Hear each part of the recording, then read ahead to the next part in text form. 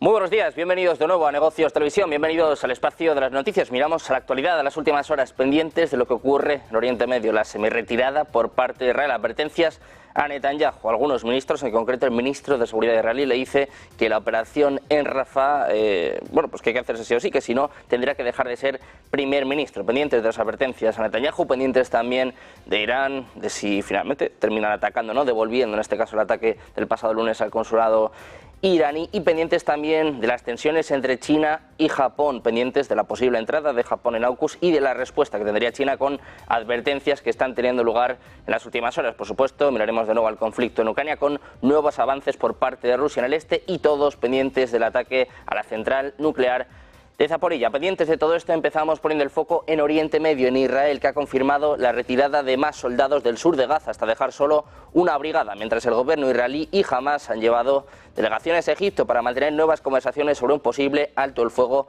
en el conflicto que lleva ya 6 meses. Israel ha estado reduciendo su número en Gaza desde principios de año para aliviar a los reservistas, al tiempo que está bajo una presión creciente de su aliado de Washington para mejorar la situación humanitaria. El portavoz militar no ha dado detalles sobre estos motivos en cuanto a la retirada de los soldados, ni tampoco sobre el número de los involucrados, pero el ministro de Defensa, Yoav Gallant, ha dicho que las tropas se están preparando para futuras operaciones en Gaza. Tanto Israel como Hamas han enviado delegaciones para intentar retomar las conversaciones con posiciones marcadas. Hamas quieren que cualquier acuerdo ponga fin a la guerra y que retire a las fuerzas israelíes, mientras que Israel ha dicho, después de cualquier tregua, que derrocaría a Hamas, ya que, como saben, ha jurado su destrucción.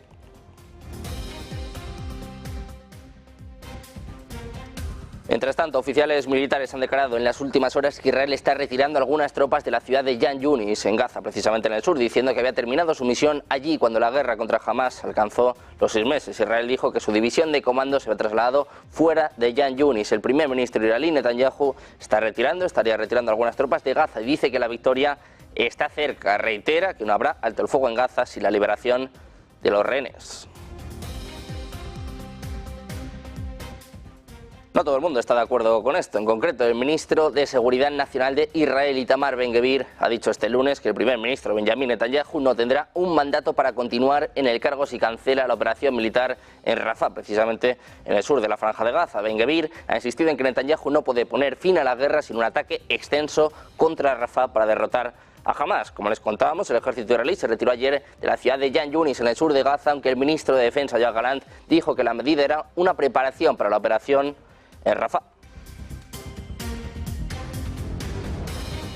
Mientras tanto, siguen las conversaciones. Este domingo se retomaron conversaciones entre las delegaciones de Israel y Hamas. A estas horas se informa de algunos avances. Según acaba de informar Al Kahira News, citando una fuente egipcia de alto rango, hay acuerdos mínimos entre todas las partes implicadas y se han alcanzado en el Cairo. El domingo, tanto Israel como Hamas enviaron equipos a Egipto para mantener nuevas conversaciones sobre un posible alto el fuego en este conflicto. Ni por parte de los israelíes ni por parte del movimiento de Hamas se ha confirmado esta información. Sin embargo, según apuntaba Al Kahira, las delegaciones de Hamas y Qatar abandonaron el Cairo y volverán dentro de 2 días para acordar los términos del acuerdo final, mientras que las delegaciones israelí y estadounidense abandonarán la capital egipcia dentro de unas horas. Añadía que las consultas van a seguir durante las próximas 48 horas. Hamas ha reiterado sus exigencias, entre ellas un alto el fuego permanente, la retirada de las fuerzas israelíes de Gaza, el regreso de los desplazados y un intercambio de prisioneros palestinos por rehenes israelíes retenidos en Gaza.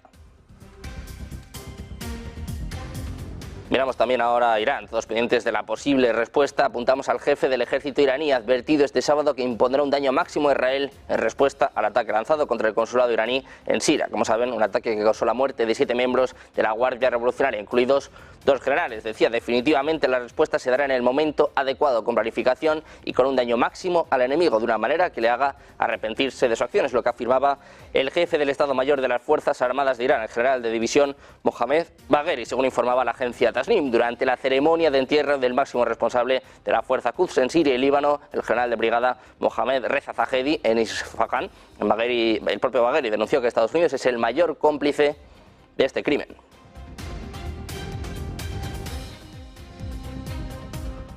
Pendientes también de lo que sucede en el Mar Rojo, del movimiento en torno a los hutíes, miramos ahora a Josep Borrell, el alto representante de Asuntos Exteriores de la Unión Europea. Ha defendido la constitución de la misión Aspides. Dice que los ataques de los hutíes además se han recrudecido y que están complicando el tráfico marítimo. Apunta que el coste de cada contenedor de China a Europa se ha duplicado. Antes de la crisis, el 13% del tráfico mundial cruzaba el Mar Rojo. Ahora, decía Borrell, solo la mitad de los 70 barcos que pasaban a diario por el canal de Suez. Escuchamos. The Houthis' attacks on the maritime traffic that has to be redirected around the Cape of Good Hope, and you may have a look at that through any Google application. This is 10 to 14 days more of traveling. The cost of a container transported from China to Europe. Pendientes del Mar Rojo, miramos ahora a China. El portavoz del Ministerio de Asuntos Exteriores chino, Mao Ning, ha criticado este lunes la formación de camarillas excluyentes como el pacto AUKUS entre Australia, Reino Unido y Estados Unidos, advirtiendo que va a exacerbar la carrera armamentista en la región de Asia-Pacífico. Dijo que AUKUS hace oídos sordos a las preocupaciones generalizadas en la región y en todo el mundo sobre el peligro de una proliferación nuclear. El propio Mao también ha comentado un informe que afirma que los miembros de la alianza tienen la intención de ampliarla para incluir a Japón. Decía China, se debe reflexionar profundamente sobre su historia y actuar con cautela en el ámbito de la seguridad militar. China advierte a Japón, le pide que no se una a AUKUS. Mientras tanto, el primer ministro de Japón, Fumio Kishida, parte este lunes hacia Estados Unidos, donde va a celebrarse en los próximos días una cumbre con el presidente de este país, con Joe Biden, y con el de Filipinas, Ferdinand Marcos Jr., abordando la ampliación de la cooperación económica y de seguridad ante el auge de China. La visita de Estado de Kishida a Estados Unidos será la primera de este tipo de un líder nipón en los últimos 9 años, mientras que la cita a 3 bandas con Marcos será la primera hasta la fecha, un reflejo de cómo Tokio y Washington buscan redibujar el mapa de las alianzas regionales en el nuevo contexto geopolítico. Además, en concreto, además de estos temas, van a seguir hablando precisamente de lo que estábamos hablando, de temas de seguridad, donde Kishida va a tratar con Biden el estado de las inversiones niponas en Estados Unidos y el refuerzo de las cadenas de suministro de materias primas y componentes industriales clave, entre ellos los semiconductores y las baterías eléctricas, un asunto que también van a discutir con el líder filipino. Mientras tanto, el presidente estadounidense Joe Biden advertirá a China sobre su actividad cada vez más agresiva en el mar de China Meridional. Esta semana, durante las cumbres que les contamos precisamente con el primer ministro japonés y con el presidente de Filipinas, 2 altos funcionarios de Estados Unidos han dicho que Biden va a expresar su seria preocupación por la situación en torno al Second Thomas Shoal, un arrecife sumergido en las islas Spratly, donde la Guardia Costera china ha utilizado cañones de agua para impedir que Filipinas reabastezca a los marines en el Sierra Madre, un barco oxidado que ha estado alojado en el arrecife durante 25 años. Biden hará hincapié en que el Tratado de Defensa Mutua entre Estados Unidos y Filipinas se aplica también a la Sierra Madre, es lo que están apuntando estos funcionarios, agregando que ha expresado una profunda preocupación cuando habló con el presidente Xi Jinping el pasado lunes. Dice que China está subestimando el potencial de una escalada. Decían, hemos tratado de dejarlo claro en una serie de conversaciones que nuestro Tratado de la Defensa Mutua cubre a los marineros y barcos filipinos y por extensión la Sierra Madre, es lo que apuntaba un funcionario estadounidense a Financial Times. Miramos de nuevo a Estados Unidos. Gran Bretaña y Australia están a punto de iniciar conversaciones para incorporar nuevos miembros a su pacto de seguridad AUKUS, mientras Washington presiona para que Japón participe como elemento disuasorio contra China. Según publicaba Financial Times, los ministros de defensa de los países anunciarán este lunes las discusiones sobre el segundo pilar del pacto, que compromete a los miembros a desarrollar conjuntamente computación cuántica, submarina, hipersónica, inteligencia artificial y tecnología cibernética. No están considerando ampliar el primer pilar, que está diseñado para transportar submarinos de ataque de propulsión nuclear a Australia. Es lo que decía Financial Times. AUKUS, formada por los 3 países en 2021, es parte de sus esfuerzos para hacer frente al creciente poder de China en la región del Indo-Pacífico. Por su parte, precisamente China ha calificado el pacto AUKUS como peligroso, advirtiendo de que podría desencadenar una carrera armamentista regional. El Ministerio de Defensa de Corea del Sur dijo este lunes que el segundo satélite espía del país había entrado en órbita después de su lanzamiento en un cohete SpaceX Falcon 9 desde el Centro Especial John F. Kennedy en Florida. El lanzamiento, que se produce después de que el primer satélite espía de Seúl fuera puesto en órbita desde la base de la Fuerza Espacial Vandenberg de California en diciembre, fue transmitido en vivo en las plataformas de redes sociales X y YouTube. Este cohete fue lanzado sobre las 11:17 GMT del domingo y de hecho se separó con éxito del vehículo de lanzamiento 45 minutos después y entró en su órbita objetivo. Realizó comunicaciones exitosas con una estación terrestre aproximadamente 2 horas y 40 minutos después del lanzamiento, según añadía el Ministerio. Los lanzamientos consecutivos de satélites de reconocimiento se producen en medio de una carrera. Abre además también una nueva vía contra Corea del Norte por sus capacidades militares en espacio, después de que 2 intentos anteriores terminaran en accidentes de cohetes. Pyongyang dijo en noviembre del año pasado que utilizó su propio vehículo de lanzamiento Kolima 1 para colocarlo en la órbita de satélite de reconocimiento de Malgryong 1.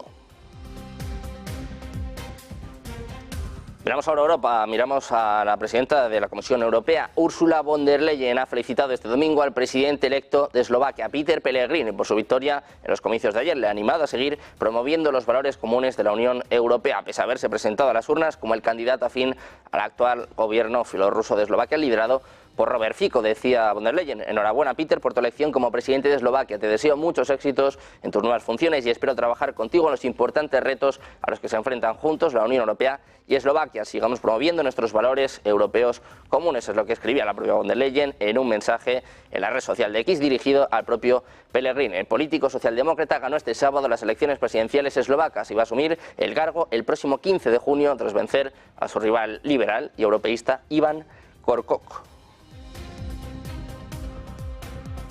Seguimos mirando a Europa, hablamos ahora de Alemania. El mando de la Bundeswehr está desplegado para preparar el despliegue de una brigada alemana en Lituania. Según el ZDF, la brigada va a reforzar el flanco oriental de la OTAN. La agencia señala que con la transferencia del mando anterior a Lituania, la Bundeswehr da otro paso importante hacia el despliegue permanente de una brigada de combate en la frontera oriental de la OTAN. El ministro de Defensa alemán, Boris Pistorius, tiene intención de enviar unos 20 soldados a la misión. También quiere crear las condiciones para el despliegue de soldados adicionales. Debido a la cambiante situación de seguridad en Europa, el gobierno alemán se ha comprometido a enviar a Lituania una unidad de combate autosuficiente y lista para el combate. Según el calendario, la brigada debería estar operativa en 2027. Está previsto que tenga una presencia permanente de unos 4.800 soldados y unos 200 empleados civiles de la Bundeswehr, que podrán traer a sus familias con ellos. Según el Ministerio de Defensa alemán, el mando preliminar viajará a Lituania junto con el jefe del Estado Mayor del Ejército, el teniente general Alfons Meis.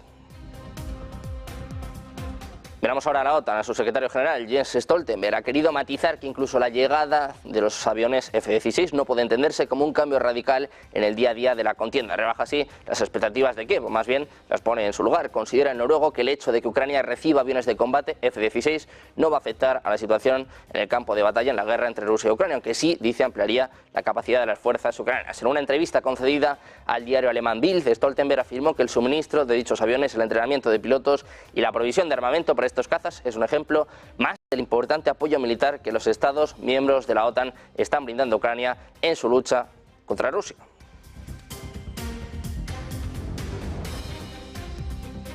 Pendientes de más noticias, pendientes del ataque que ha tenido lugar en las últimas horas a la central nuclear de Zaporilla, las consecuencias que podría tener la respuesta por parte de Rusia. Hacemos una pausa, 2 minutos, enseguida se lo contamos en Negocios Televisión.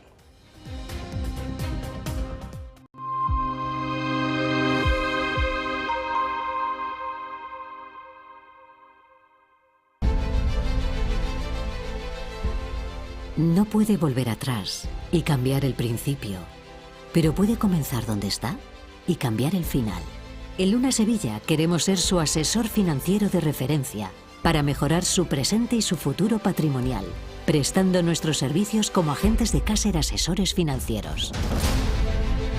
Somos una empresa con una clara apuesta por la formación de calidad, la información transparente y objetiva, y por el asesoramiento financiero personalizado y continuado. Visite nuestra web lunasevilla.es o llame al 91 762 3442.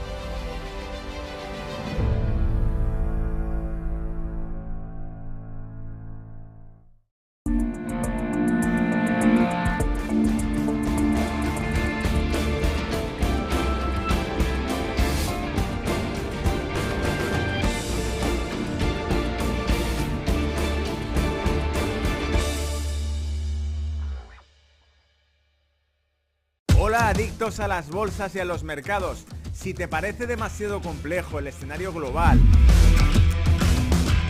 y necesitas una ayuda a la hora de entender los mercados,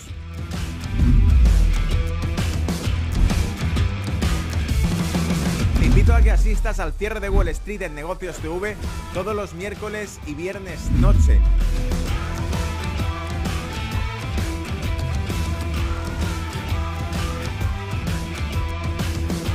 Donde no solamente empleamos los gráficos, sino también el análisis de datos fundamental, macroeconómico y los factores geopolíticos que revelan la situación real de los mercados. Te esperamos, no faltes. Chao.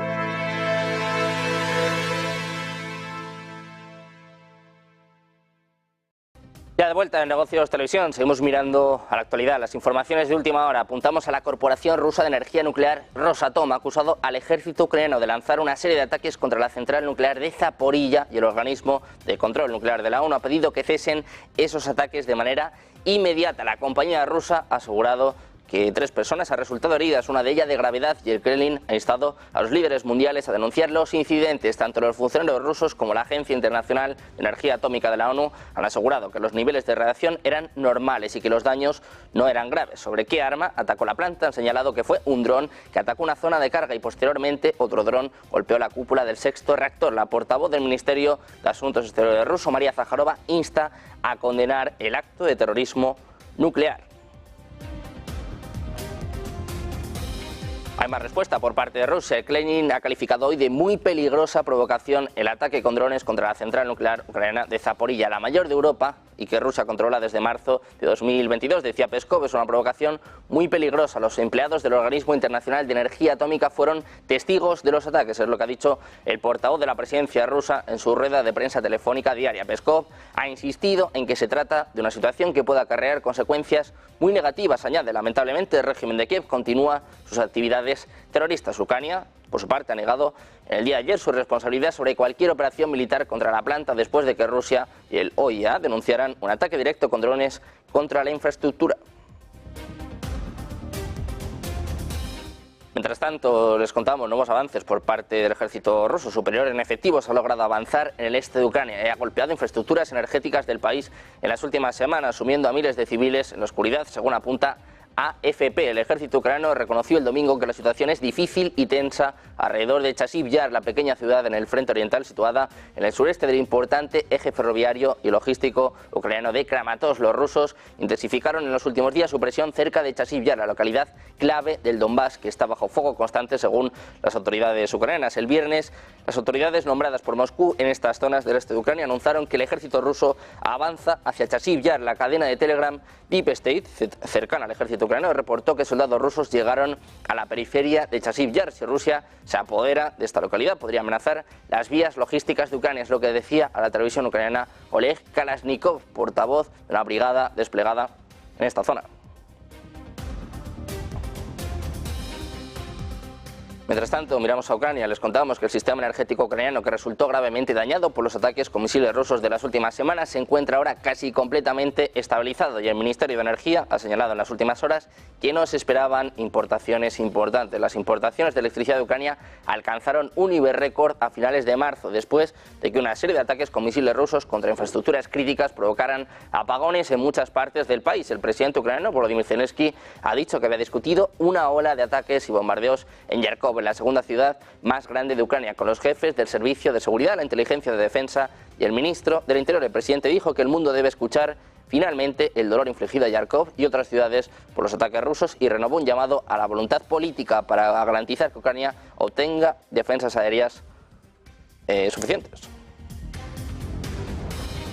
Miramos ahora, el director general del Organismo Internacional para la Energía Atómica, Rafael Grossi, ha considerado este domingo que los ataques ucranianos con drones sobre la central nuclear de Zaporilla en el sur de Ucrania, que ha dejado al menos 3 trabajadores heridos, son una importante escalada para la seguridad nuclear. Decía Grossi, estos ataques imprudentes aumentan significativamente el peligro de un accidente nuclear grave y deben cesar de inmediato. Es lo que apuntaba un comunicado que denuncia que por primera vez desde noviembre de 2022 la central nuclear más grande de Europa ha sido blanco directo de una acción militar que también representa una clara violación de los principios para proteger estas instalaciones. Grossi ha señalado que en esta ocasión, aunque los daños no han comprometido la seguridad nuclear, se trata de un incidente grave que tenía el potencial de socavar la integridad del sistema de contención del reactor. De esta forma, ha recordado que estos ataques son un claro recordatorio de las persistentes amenazas a este tipo de instalaciones durante un conflicto armado.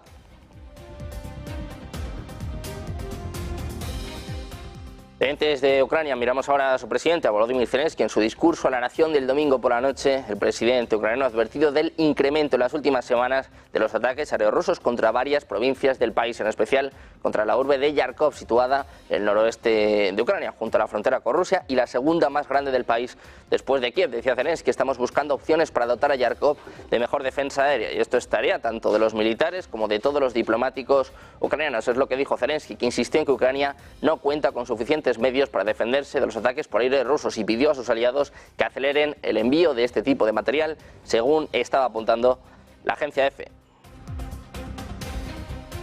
Tenemos ahora a Ecuador, ha anunciado que va a mantener las operaciones aéreas desde y hacia México. Es lo que confirmó este domingo el ministro de Transporte y Obras Públicas, Roberto Luque. Dice que Ecuador mantiene y mantendrá las operaciones desde y hacia México, según apuntaba el ministro Luque en su cuenta en X. El pronunciamiento tuvo lugar tras la difusión en redes de un documento presuntamente oficial donde se informaba de la suspensión de los vuelos directos de Quito a México por parte de la Dirección General de la Aviación de Ecuador. El ministro Luque informó que tras una investigación se pudo verificar que existió un documento de la DGAC filtrado y emitido sin ninguna autorización, por lo cual se solicitó la renuncia de los funcionarios responsables. Siguen las tensiones entre México y Ecuador después de la violación de una embajada por parte del país ecuatoriano.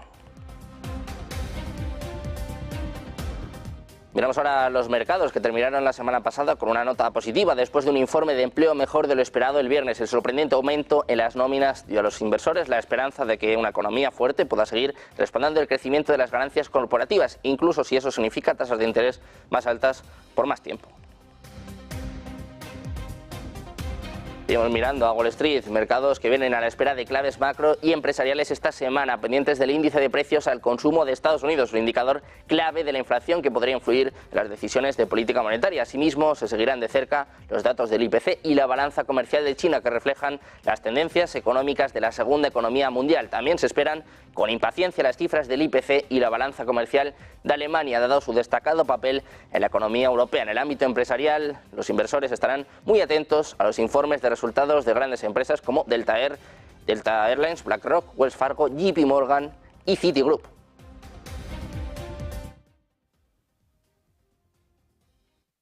La secretaria del Tesoro de Estados Unidos, Janet Yellen, analiza las perspectivas macroeconómicas y la evolución financiera en Estados Unidos y China con sus homólogos. Yellen y el ministro de Finanzas de China han discutido el papel del Tesoro y el Ministerio de Finanzas en el mantenimiento de un canal de comunicación duradero. En este sentido, la propia Janet Yellen ha subrayado, ha dicho que Biden y ella tienen claro que la relación con China es compleja, pero que necesitan que sea sana y que haya un nivel de juego equitativo. Escuchamos. President Biden and I are clear-eyed about the complexities of this relationship. Our priorities include protecting our national security and that of our allies, advancing an objective of a healthy economic relationship with a level playing field for American workers and firms, and cooperating on China where both countries can and must. Pendientes de más noticias, de más actualidad, más últimas horas, las claves de esta primera sesión de la semana, pendientes de datos macroeconómicos importantes, del IPC en Estados Unidos, en Alemania, en China. Una pausa, unos segundos, unos minutos, enseguida comienza Ponte en Acción de la mano de Eva Villanueva.